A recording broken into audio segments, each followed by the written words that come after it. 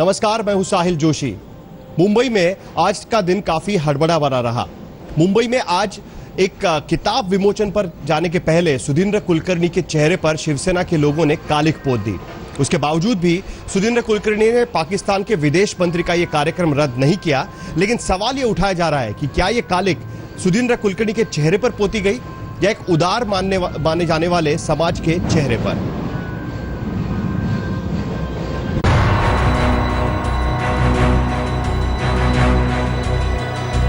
जब राजनीति संवेदना की हर दहलीज को तोड़ने लगे तो विरोध की कालिख बुद्ध की तरह खड़े किसी चेहरे पर नहीं बल्कि सभ्य समाज के माथे पर पुज जाती है। सोमवार की सुबह मुंबई में ऐसा ही नजारा मिला जब पूर्व उप प्रधानमंत्री लाल कृष्ण आडवाणी के कभी करीबी रहे सुधींद्र कुलकर्णी को शिवसैनिकों ने कालिख से नहला दिया।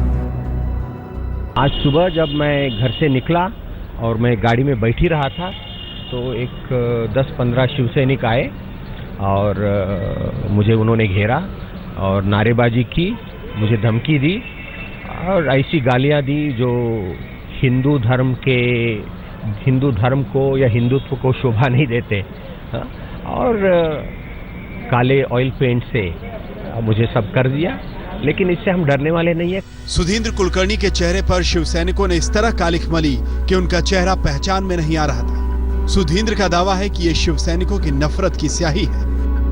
उन्हें उनके घर के बाहर कुछ शिवसैनिकों ने तब निशाना बनाया जब वो गाड़ी से निकल रहे थे। शिवसैनिकों ने न सिर्फ कुलकर्णी के चेहरे पर कालिख पोती बल्कि उन्हें बुरे अंजाम की खुली धमकी भी दी। उन्होंने धमकी दी थी कि शिवसेना स्टाइल में हमारे प्रोग्राम को वो डिस्टर्ब करेंगे।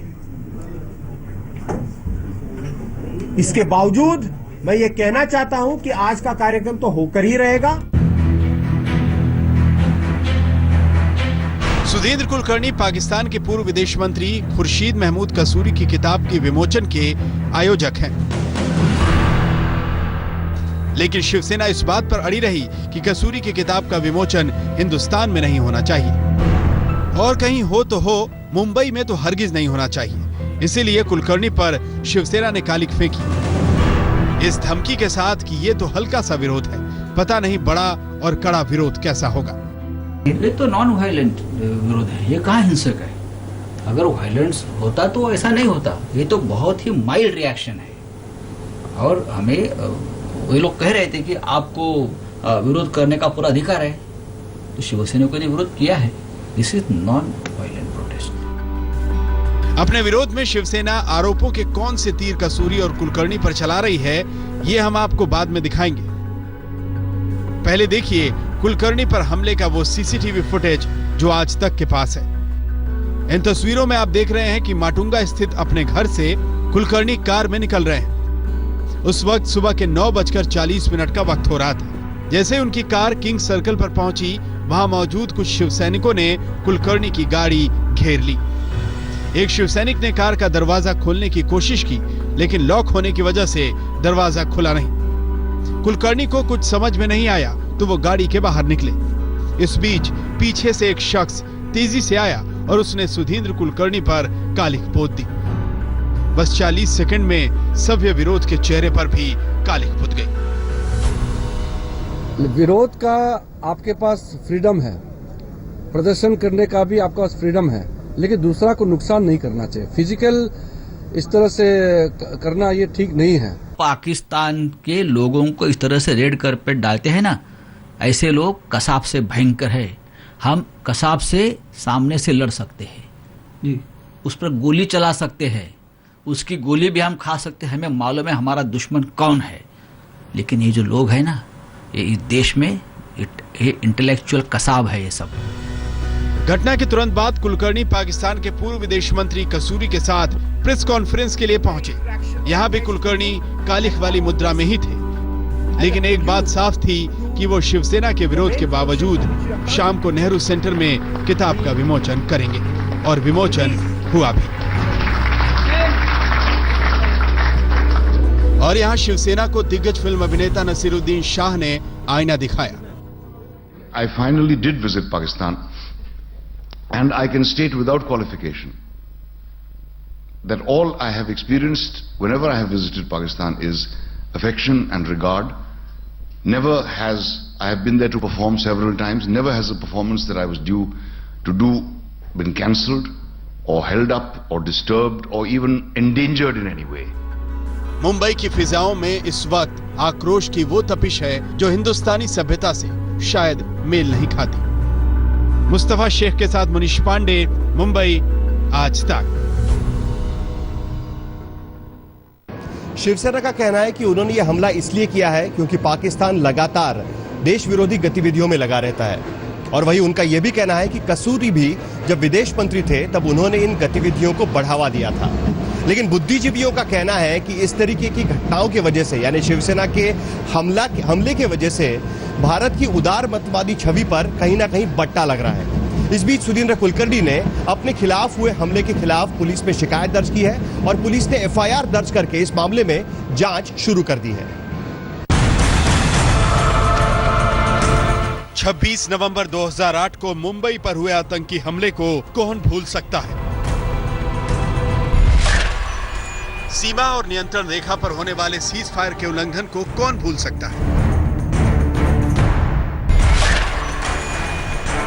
13 दिसंबर 2001 को संसद पर हुए आतंकी हमले को कौन भूल सकता है? इस वक्त भी सीमा पार से होने वाले आतंक को भुलाया नहीं जा सकता।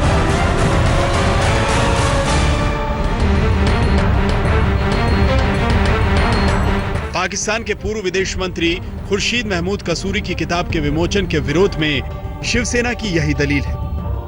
यही मिस्टर कसूरी है जिसने कश्मीर के फुटीरतावादी हुर्रियत कॉन्फ्रेंस सबको एक साथ बुलाकर उनसे भारत के, हिंदुस्तान के विरोधी चर्चा की थी।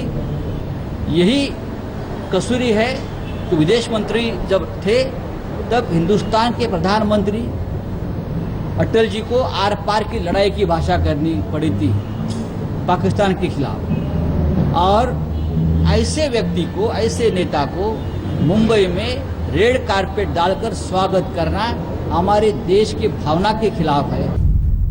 पाकिस्तान की आतंकी और भारत विरोधी हरकतों को कोई नहीं भूल सकता, लेकिन क्या इस आधार पर पाकिस्तान के एक पूर्व विदेश मंत्री की किताब का विमोचन हिंदुस्तान में रोका जा सकता है? शिवसेना ने कसूरी की किताब के विमोचन के आयोजक कुलकर्णी के साथ जैसा सुलूक किया, उसके बाद सवाल उठता है कि क्या सभ्य समाज का कोई मतलब नहीं है?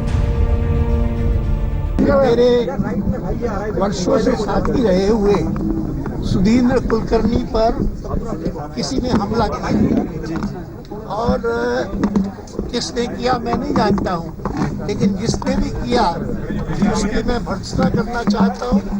आज सिर्फ ये कुलकर्णी या कसूरी की बात नहीं है, ये बात है इस पूरे देश के गणतांत्रिक, लोकतांत्रिक, लिबरल एक सोच की, संवैधानिक सोच की, भारत के विरासत और संस्कृति की। अब देखिए हम किस डायरेक्शन में जा रहे हैं कि ऐसी बातें होती रहती हैं, ये एक बात नहीं है, पहले भी ऐसा हुआ है, वो होता रहा है। अब सरकार को अपनी आवाज़ उठानी चाहिए कि ऐसी बात नहीं होगी। इससे पहले कि शिवसेना के बवाल और विवाद पर मचे घमासान पर हम आगे बढ़ें, हम आपको बता दें कि कसूरी हैं कौन। 1990 में पाकिस्तान के विदेश मंत्रालय में शामिल हुए। इसके बाद सरकारें बदलती रहीं, लेकिन कसूरी की एक राजनयिक के रूप में पहचान मजबूत होती रही। 23 नवंबर 2002 से 15 नवंबर 2007 तक वो पाकिस्तान के विदेश मंत्री रहे, जब जनरल परवेज मुशर्रफ वहां के राष्ट्रपति थे। इस वक्त कसूरी इमरान खान की पार्टी पाकिस्तान तहरीक इंसाफ के सदस्य हैं।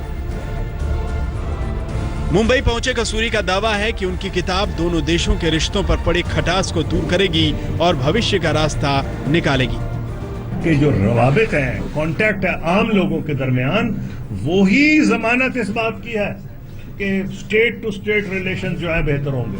अगर आम लोगों के ताल्लुकात जो हैं वो खत्म हो जाएं तो तबाही आ जाएगी। और मैं आपको बताता हूं, मेरा सजेशन है, जो इतना काम मैंने किया, मुझे तजुर्बा है, ये हालात फिर बदल सकते हैं। बजाय ये कि आप मीडिया के सामने बातें करें, बैक चैनल नेगोशिएटर्स अपॉइंट कर दें, तो आप देखेंगे 2 साल में कितनी तब्दीली आएगी। शिवसेना का दावा है कि उसकी फिलॉसफी ईंट का जवाब पत्थर से देने वाली है। इसीलिए कुलकर्णी कसूरी के विवाद में उसने मुख्यमंत्री देवेंद्र फडणवीस को चिट्ठी लिखी है। आज तक से बातचीत में खुद फडणवीस ने माना कि किसी विदेशी नेता को रोका तो नहीं जा सकता, लेकिन किसी सभा का माहौल भारत विरोधी नहीं होना चाहिए। लेकिन शिवसेना के रवैये से मुंबई का संभ्रांत तबका दुखी है। उसे लगता है कि शहर की साख पर बट्टा लग रहा है। अब सवाल है कि कालिख की इस राजनीति का फायदा किसको है। शिवसेना ने अपनी परंपरागत राजनीति की झलक दिखाकर अपना आधार मजबूत करने की कोशिश की। राजनीतिक सन्नाटे में पड़े सुधींद्र कुलकर्णी अचानक सुर्खियों में आ गए और कसूरी की किताब चर्चा में आ गई। इन सब के बीच घाटा उस सभ्य समाज को होता है जो हिंदुस्तान की पहचान है। वीरेंद्र सिंह घुरावत के साथ मुनीश पांडे, मुंबई आज तक। इस बीच एनसीपी का कहना है कि अगर कसूरी को वीजा मोदी सरकार ने दिया था तो उनके खिलाफ हमला क्यों नहीं किया गया। क्या कारण है कि सुधींद्र कुलकर्णी के चेहरे पर ही कालिख पोती गई। बहरहाल शिवसेना इससे पहले गुलाम अली के मुंबई और पुणे में होने जाने वाले कार्यक्रम को विरोध कर चुकी है और उनकी दलील ये थी कि जब पाकिस्तान भारत विरोधी गतिविधियों में शामिल है तो ऐसे में पाकिस्तान के कलाकार या कोई किताब लेकर मुंबई में कैसे आ सकता है।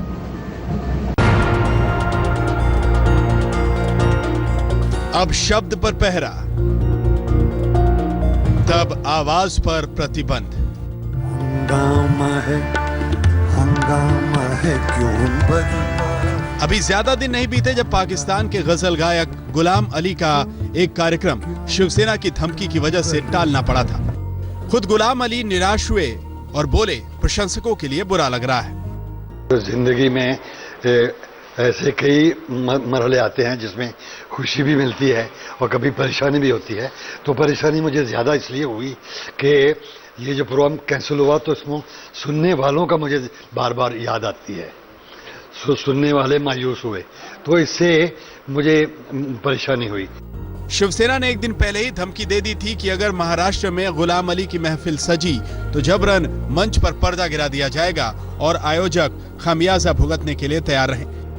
सेना की दलील थी कि जो पाकिस्तान आतंकवाद का बारूद बरसा रहा है उसकी धरती से संगीत की आवाज भारत में गूंजनी नहीं चाहिए। लेकिन कला जगत से राजनीतिक हलकों तक शिवसेना के इस कदम का विरोध हुआ। सबने एक सुर में शिवसेना की आलोचना की थी, क्योंकि सबका मानना था कि कला को सियासत से अछूता रहने दिया जाए तो बेहतर। म्यूजिक को और पॉलिटिक्स को जोड़ना नहीं चाहिए।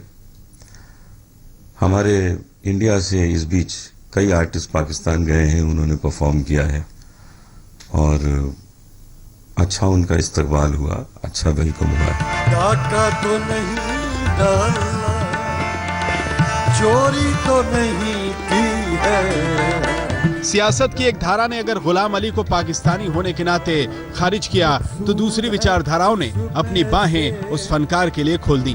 उत्तर प्रदेश के मुख्यमंत्री ने गुलाम अली का स्वागत किया और दिल्ली के संस्कृति मंत्री ने दिल्ली में गजल गायकी का न्योता दिया। अरविंद केजरीवाल जी से फोन पर बात हुई है उनकी, दिल्ली में उनको कंसर्ट करने का न्योता दिया है। दिसंबर के लिए उनके पास शायद समय होगा और नवंबर में भी शायद किसी कंसर्ट के लिए और आ रहे हैं। जब आएंगे तो हम सब लोग उनको सुनने के लिए जाएंगे। दिल्ली उनका स्वागत करेगी, दिल्ली की जनता, दिल्ली की सरकार और सभी लोग जो सच्चाई पसंद लोग हैं सब उनको पसंद करते हैं। कला पर सियासत का साया न पड़े तो बेहतर, लेकिन सवाल ये भी लाजमी है कि एक पार्टी के धमकी देने पर आखिर एक राज्य की सरकार क्यों खामोश बैठी रहती है। मुंबई में मयूरेश और कुमार विक्रांत सिंह के साथ संजय शर्मा, दिल्ली आज तक। आरोप ये भी लग रहे हैं कि शिवसेना अपने सहूलियत के हिसाब से पाकिस्तानी कलाकार या क्रिकेटरों का विरोध करती है। इससे पहले कई बार ऐसा हो चुका है कि पाकिस्तानी क्रिकेटर शिवसेना के नेताओं को मिल चुके हैं, खास करके जावेद मियांदाद बाला साहब ठाकरे से खुद मुलाकात कर चुके हैं। तो फिर अचानक ये विरोध क्यों? आइए देखते हैं यह रिपोर्ट।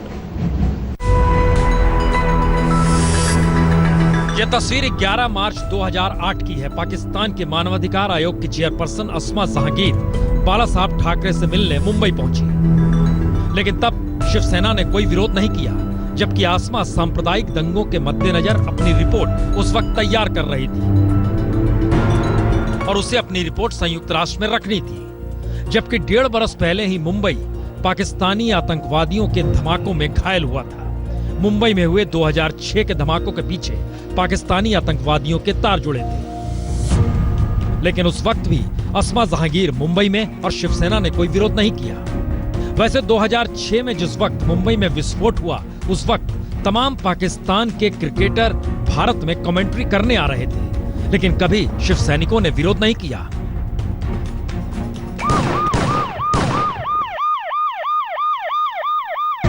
और फिर 2008 में तो ताज होटल में हुए हमले ने देश को ही दहला दिया और राहत फतेह अली खान का तो दूसरा घर ही इस दौर में मुंबई हो गया।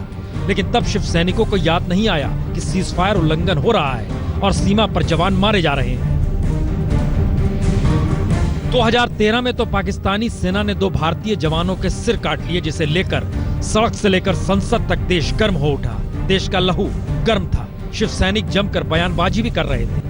और अब अचानक पहले गुलाम अली और उसके बाद पाकिस्तान के पूर्व विदेश मंत्री कसूरी के किताब का विमोचन ऑर्गेनाइज करने वाले सुधींद्र कुलकर्णी निशाने पर आ गए। वह भी तब जब महाराष्ट्र की सत्ता में शिवसेना है और दिल्ली में भी सत्ता में शिवसेना है। शिवसेना के पाकिस्तान विरोध की गाज केवल गुलाम अली या खुर्शीद कसूरी के किताब विमोचन पर नहीं पड़ी है, तो इससे पहले भी पाकिस्तान और भारत के बीच होने वाले क्रिकेट के मुकाबलों पर भी पड़ी है। 24 साल पहले मुंबई में एक मुकाबला होने जा रहा था, जिसकी कब्र यानी पिच शिवसेना के लोगों ने खोद डाला। उसके बाद से तब से लेकर आज तक मुंबई में कभी भी भारत और पाकिस्तान के बीच क्रिकेट का मुकाबला नहीं हो पाया है। वानखेड़े स्टेडियम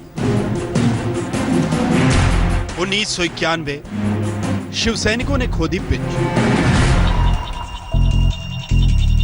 ये देश अभी उस दिन को भी नहीं भूला जब शिवसेना ने भारत पाकिस्तान के मैच में अड़ंगा डाला था और वानखेड़े में 22 गज की धरती खोदकर क्रिकेट के सबसे बेहतरीन मुकाबले की कब्र बना दी थी। 24 साल से मुंबई में भारत पाकिस्तान के बीच कोई मैच नहीं हो सका। इसके बाद 1999 में दिल्ली के फिरोज शाह कोटला की पिच को भी शिवसैनिकों ने खोद डाला था। लेकिन सच तो यह है कि इतिहास की एक कड़वी धारा पाकिस्तान के खिलाफ शिवसेना के आक्रामक रवैये से निकलती है। अप्रैल 2015 में शिवसेना ने पाकिस्तानी गायक आतिफ असलम का पुणे में संगीत कार्यक्रम कैंसिल कराया। फरवरी 2014 में शिवसेना ने मुंबई में पाकिस्तानी बैंड मीकल हसन और भारतीय संगीतकारों की प्रेस कॉन्फ्रेंस में बवाल किया। मार्च 2013 में शिवसेना ने दिल्ली में पाकिस्तानी सूफी गायक समन मारवी का शो कैंसिल कराया और 2010 में जब बिग बॉस के घर में पाकिस्तानी कलाकार वीना मलिक और नवाजिश बेगम को लाने की बात हुई तो शिवसेना ने बिग बॉस पर भी बवाल मचा दिया था। वो सिलसिला आज भी जारी है। आज तक ब्यूरो। तो महाराष्ट्र के मुख्यमंत्री ने साफ कह दिया है कि इस तरीके की घटनाओं से राज्य की छवि पर असर पड़ता है। अब देखना यह है कि मुख्यमंत्री इस मामले में क्या कार्रवाई करते हैं। देश और दुनिया की बाकी खबरों के लिए आप देखते रहिए आज तक।